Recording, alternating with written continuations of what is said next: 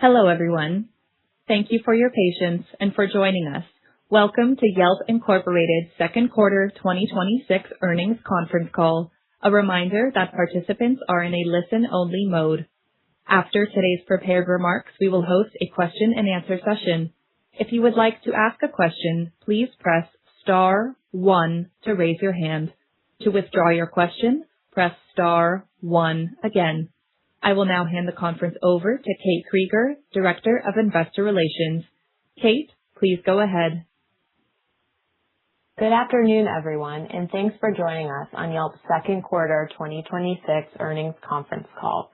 Joining me today are Yelp's Chief Executive Officer, Jeremy Stoppelman, Chief Financial Officer, David Schwarzbach, and Chief Operating Officer, Jed Nachman.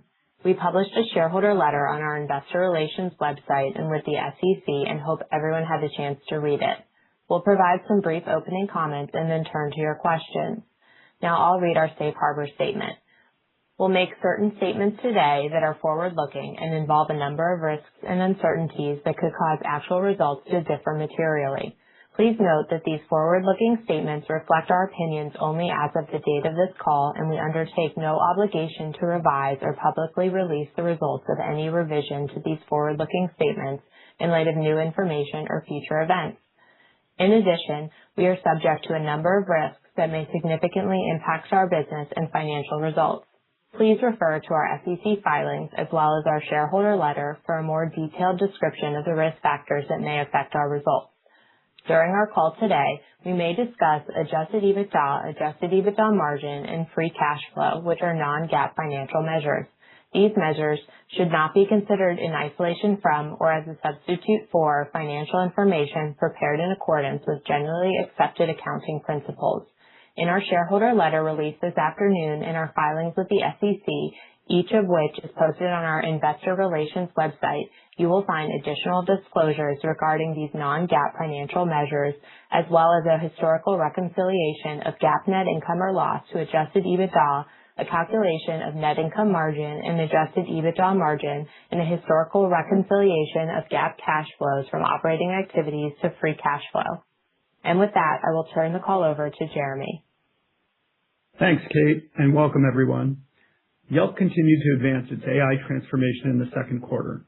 Our team made local discovery more conversational, delivered new tools to help businesses succeed, and expanded the reach of our trusted content through new partnerships. We are pleased by the progress of our initiatives and the meaningful signs of improvement that emerge across several key metrics. At the same time, consumers and local businesses have continued to face a challenging economic environment. Second quarter net revenue increased by 1% year-over-year to $376 million, with a net income margin of 8% and an adjusted EBITDA margin of 24%. Underlying our top-line results, services ad revenue was flat year-over-year, and RR&O ad revenue decreased by 10% year-over-year. We've increased our focus on growing a number of AI-driven revenue streams this year, which contributed to other revenue growth accelerating from the first quarter to 98% year-over-year. On the consumer side of our business, we saw encouraging traffic trends in the quarter, with improvements in app installs and page views. Moving to our product initiatives, we have reconceived how consumers and businesses connect on Yelp through a conversational experience that provides answers and enables actions. Central to this updated experience, the new Yelp Assistant, which works across all categories, demonstrated early positive signs in user engagement. In services category specifically, Yelp Assistant has been an important driver of project submissions and monetization, contributing to overall project growth of approximately 10% year-over-year. We are delivering AI tools that help service pros and other local businesses grow, operate, and succeed. For advertisers, we improved our advertising technology and ad formats. We also directed leads acquired via paid search to multi-location services advertisers, which contributed to substantial budget growth from these customers over the first half of the year.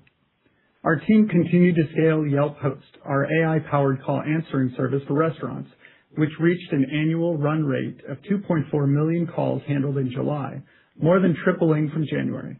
We recently rolled out a number of updates to the product, including 16 new languages and an integration with OpenTable that enables consumers to book and manage reservations automatically via Yelp Host. We also significantly expanded Yelp Host's market opportunity by adding food ordering functionality with full point-of-sale integration, which enables restaurants to take phone orders for pickup without added fees. We accelerated our strategy in this area for services businesses through the acquisition of Hatch in February. Hatch annual run rate revenue grew 59% year-over-year to $35 million in June as we lapped a period of significant growth. To accelerate Hatch's roadmap, we significantly increased the size of the team in Q2. While this resulted in an adjustment period in the quarter, we saw improved trends in July. Looking ahead, we see a considerable opportunity in AI lead management. With increased product velocity and added sales headcount that continues to ramp, we're excited by Hatch's growth potential in the year ahead. Lastly, we are extending our reach to power local discovery across the AI ecosystem through data licensing. In the second quarter, we saw robust demand for our licensing products, including from our partnership with OpenAI. Yelp ratings and reviews recently began powering ChatGPT's local experience in relevant categories. Request a quote integration with ChatGPT is coming soon, building on our success with Apple Maps and Yahoo. In summary, we continue to make significant progress transforming Yelp with AI in the second quarter. We're confident in our plans for the year and believe that our initiatives will position us to drive profitable growth over the long term. With that, I'll turn it over to David. Thanks, Jeremy. Turning to our second quarter results. Net revenue increased by 1% year-over-year to $376 million, $8 million above the high end of our outlook range. Net income decreased by 28% year-over-year to $32 million, representing an 8% margin. Adjusted EBITDA decreased by 9% year-over-year to $91 million, $16 million above the high end of our outlook range, representing a 24% margin. As Jeremy mentioned, local businesses have faced a challenging operating environment, which is reflected in our advertising metrics for the quarter. Services ad revenue was flat year-over-year at $241 million, while RR&O ad revenue decreased by 10% year-over-year to $102 million. Flat services locations and a decrease in RR&O locations resulted in an overall decline of 1% year-over-year in paying advertising locations to 510,000. Ad clicks declined by 5% year-over-year in the quarter, driven by fewer clicks in RR&O categories, partially offset by a slight increase in services categories. Average CPC increased by 1% as services ad clicks comprised a greater portion of total ad clicks compared to the prior year period. Moving to other revenue increased by 98% year-over-year to a record $33 million. This strong growth was driven by the inclusion of revenue generated by Hatch, as well as significant growth in revenue from data licensing and food ordering. Turning to expenses. In 2026, we're investing behind high return areas that we believe will transform Yelp. In particular, we see a significant opportunity in other revenue through AI-driven offerings such as Yelp Host, Hatch, and data licensing. As these accretive revenue streams continue to gain traction, we are targeting an annual run rate of $250 million in other revenue by the end of 2028. At the same time, we see substantial opportunities to unlock operational efficiencies and increase employee productivity with AI. We've already seen AI tools drive meaningful improvements in product and engineering velocity.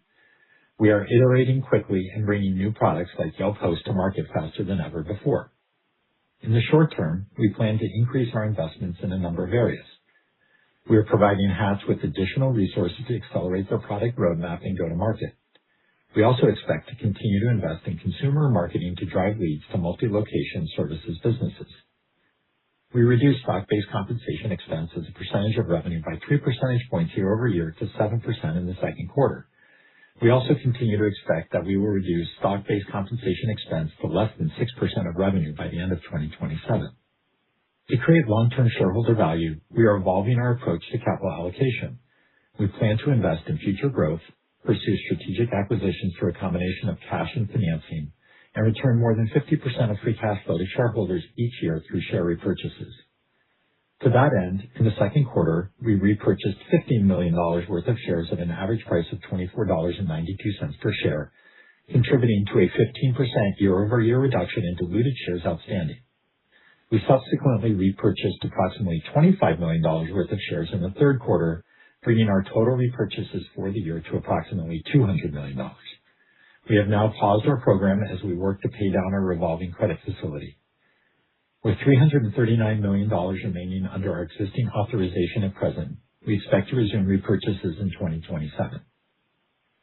Turning to our outlook, we anticipate that the challenging economic environment for local businesses will persist for the remainder of the year and continue impacting advertising revenue across categories. At the same time, we expect our investments in our strategic initiatives will continue to drive strong growth in other revenue. As a result, we anticipate third quarter net revenue will be in the range of $365 million to $370 million.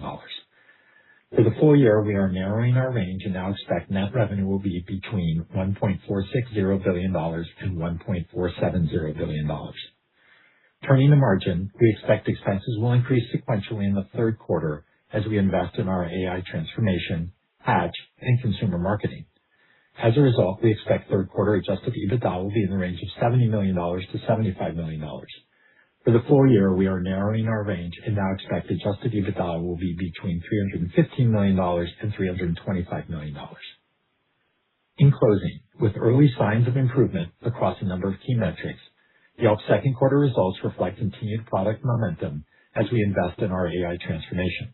We continue to believe in the opportunities ahead and our ability to create long-term shareholder value. With that, operator, please open up the line for questions. Thank you. We will now begin the question and answer session. Please limit yourself to one question and one follow-up. If you would like to ask a question, please press *1 to raise your hand. To withdraw your question, press *1 again. We ask that you pick up your handset when asking a question to allow for optimum sound quality. If you are muted locally, please remember to unmute your device. Your first question comes from the line of Eric Sheridan with Goldman Sachs. Eric, your line is open. Please go ahead. Hey guys, this is Alex on for Eric. Thanks for taking our question. Maybe just wanted to dig into a little bit of some of the investments you're making behind the other revenue push here, and specifically for Hatch. What are some of the investments, whether it's product development, go-to-market, that you plan to make to support that, and what are the potential differences in structural margins going forward between that revenue stream and your core advertising? Thanks.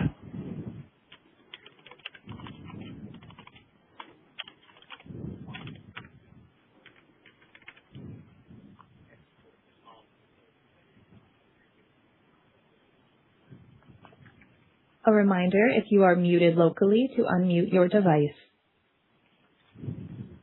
Alex, thanks for the question. We are investing in Hatch. We're investing across the board, both in go-to-market as well as product and engineering. Really, when we acquired Hatch in February, it was a startup, and now we obviously want to scale operations there. So we're bringing a lot of folks as well as process and metrics to the go-to-market side, and we were able to deliver quite a few product improvements throughout the course of the second quarter. We obviously think that there's a significant market opportunity here, and we absolutely want to go after it. In terms of over the longer term, the margin profile for this business we expect can be similar to other subscription businesses. In the near term, though, we definitely want to continue to invest to scale and, again, to capture market opportunity. Great. Thank you. Your next question comes from the line of Sergio Segura with KeyBank. Sergio, your line is open. Please go ahead. Great. Thanks for taking the questions. Maybe one on data licensing and the ChatGPT request to quote integration that's coming up. I'm just curious how you think about it longer term, how you believe Yelp captures most of the economic value from AI. Is it driving users back to the Yelp ecosystem, generating the leads to these platforms, or licensing the content and data? Just how you view all those opportunities. Hi, Sergio. Thanks for the question. We're really excited about working with OpenAI, obviously. has a big consumer footprint with ChatGPT. You can now see our integration starting to happen there. It's still kind of the first inning, but you can see ratings. It links back to Yelp. You can see review snippets. Those also can link back to Yelp. And in fact, we just started to see rolling request a quote. And services represent a huge majority of our revenue. So having that interconnectivity, I think, is pretty exciting. It's super early days, in terms of traffic impact, but we, see this as a potentially significant distribution channel over time. We do have a history here, in licensing our data, and cooperating with other big players. For example, our data can be found in places like Amazon, DuckDuckGo, Bing, and Apple has been obviously a huge partner that we've worked with for a long time. And when our content shows up there, I think it's a win-win. We meet consumers wherever they're at.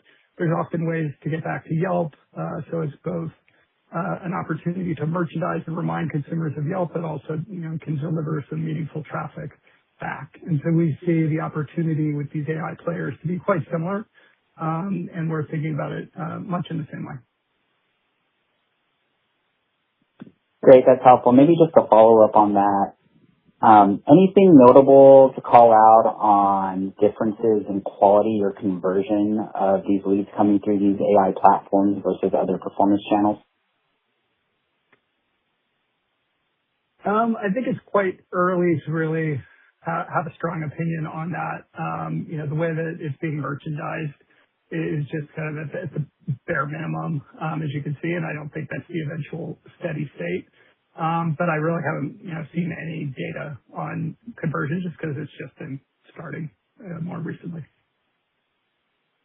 I mean, I guess separately, on the overall, speaking of overall traffic, we did note some consumer tailwinds and good things happening. And so just to highlight, that's coming from a variety of places. Some of it is our great work product team's done on SEO, as well as driving more downloads, which is exciting because, of course, downloads are more of a direct relationship with consumers. It's a great way to discover and utilize Yelp. And we did see some gains from, our partner network. Again, we've been licensing data for quite some time. This is, folks that are not in the AI LLM search space, but in working with our partners, we were able to drive some more traffic. And then we also saw some positive changes on the algorithmic side for Google, where we've seen they've started to really lean into user-generated content in a big way, I think because the onslaught of spam and low-quality content. And so that's benefited us as well. Understood. Thank you, Jeremy. Appreciate the perspective. Sure thing. Your next question comes from the line of Colin Sebastian with Baird. Colin, your line is open. Please go ahead. Hey, this is Zach on for Colin. I guess on your success with the Yelp post, have you found any, early success cross-selling the ads product with it so far? And how might it be able to, open the door to other new or expanded partnerships? Thanks.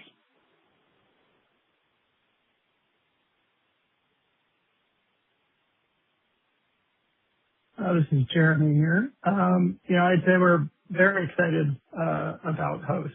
Homegrown product that we started from scratch, a little over a year ago, and we're now, at a 2.4 million call run rate. Up, it's about tripled from January this year. We've also just launched open table integration, which is exciting. So people can call in and make changes to reservations. Obviously, of course, with Yelp Guest Manager, which is our front of house product, but we're opening up to the rest of the ecosystem there, which is exciting. And then food ordering, we've recently added. And so that's great for restaurants.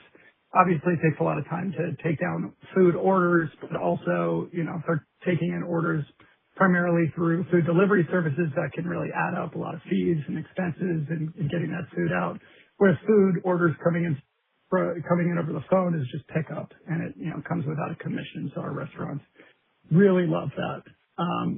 On the ad side, we do have a group that is a dedicated group to working with restaurant partners. And so they're selling Yelp Guest Manager. They're selling Yelp ads, they're selling Yelp host. We do see some positive synergies there. It's early days. I don't think it's really changed the game for us on the restaurant ad side. I do think having a really compelling product that is delivering for restaurants is certainly a step in the right direction and gives us some opportunity to have those conversations.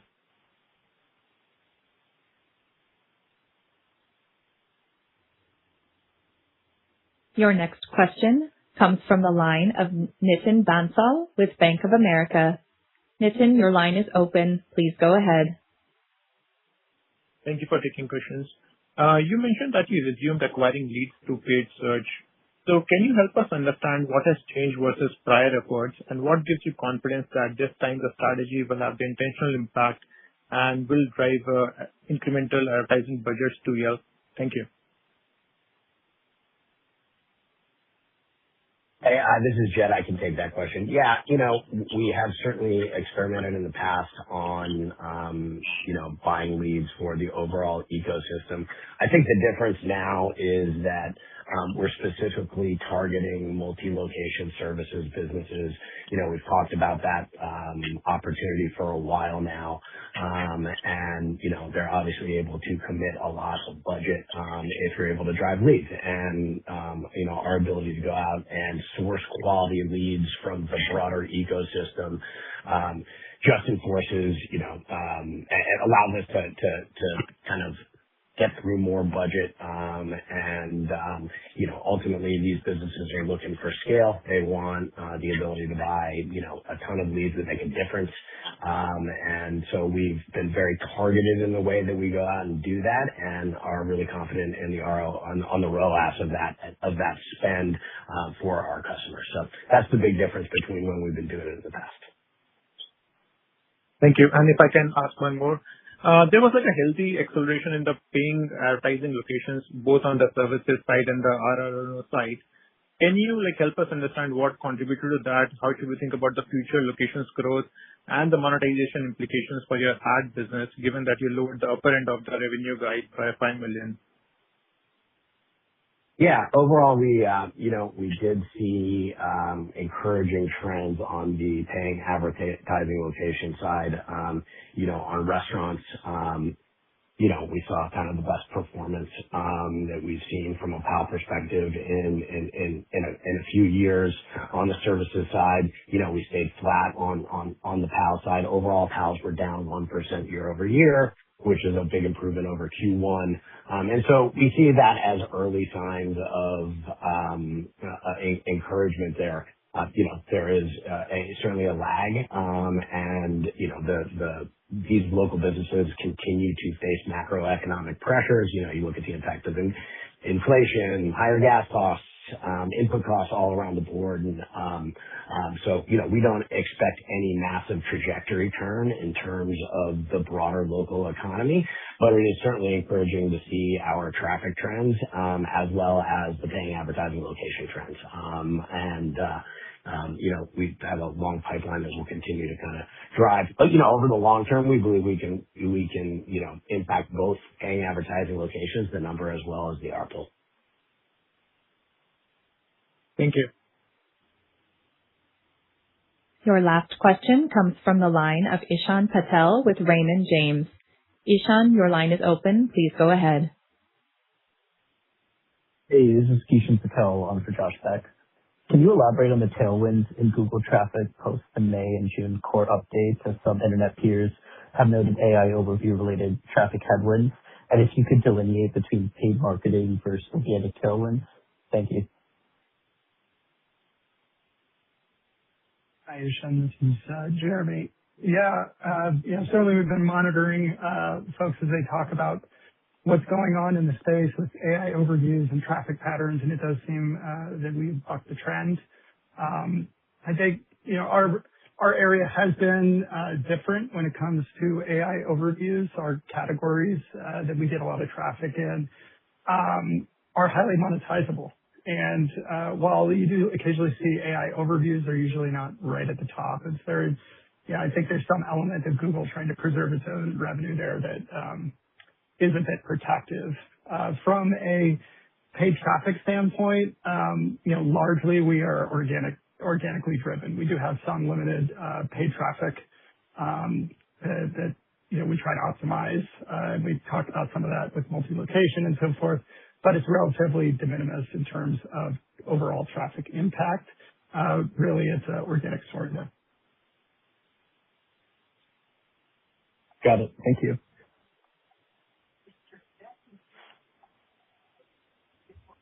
There are no further questions at this time. This concludes today's call. Thank you for attending. You may now disconnect.